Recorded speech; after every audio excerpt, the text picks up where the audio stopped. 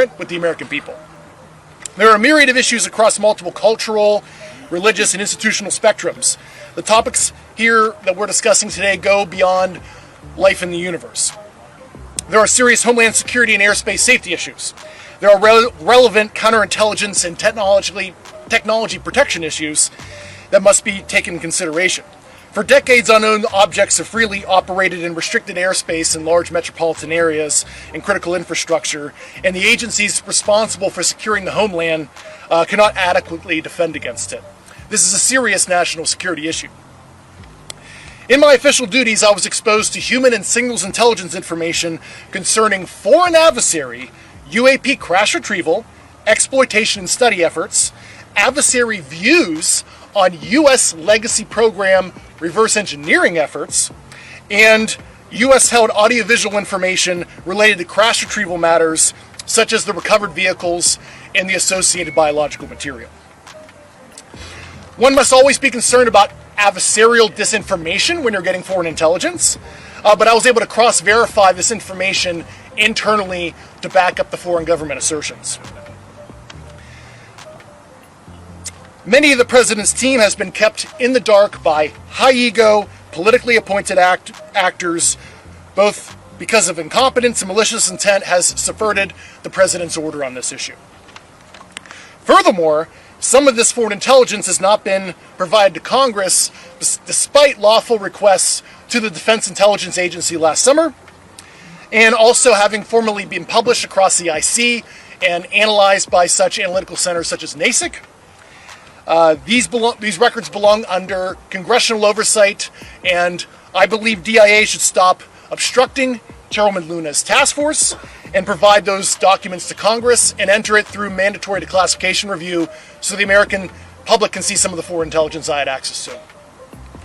Secrecy around this issue did not appear overnight. Subsequent executive orders, Secretary of Defense memorandums, compartmented security, basically nullified Congress's role with the judicial branch with oversight of this issue. Remember, classification exists to protect the nation. Executive Order 13526 discusses what can and cannot be classified. Embarrassment, hiding funds, criminal activity, and the basic information about scientific information in the universe is unlawful for it to be classified.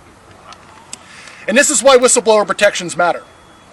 Through my federal litigation ongoing with the Department of War, I learned that the Air Force worked with an external agency to seek an investigation of me for alleged unauthorized disclosures punishable under the Espionage Act after I testified in front of Congress in 2023, discussing the results of my congressionally directed investigation in the support of the first Trump administration. This should concern every member of Congress, regardless of party. To this day, I'm still fighting years of record withholding, administrative obstruction, and a prolonged effort to get a medical military retirement that I still am not in a retired status. This is also a real fraud, waste, and abuse issue.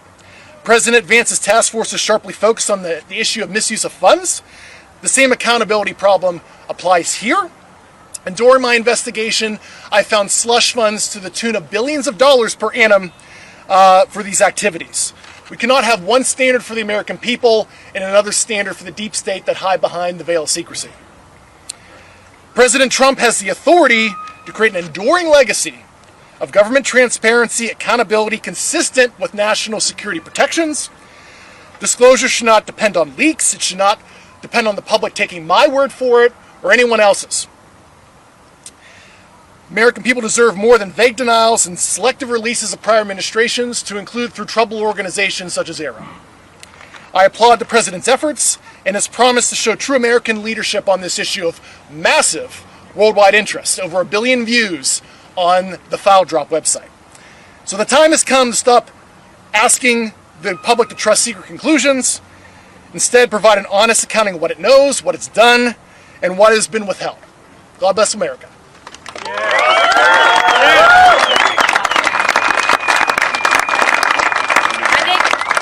I think we have about 4 minutes before they call votes to open it up for a quick round of questions. So if you guys can just, let's start with Real America's Voice. Great. I have a question for David Rush. Can you confirm for us how many species? Recent reports have said that there are perhaps 4 different alien species raised. How many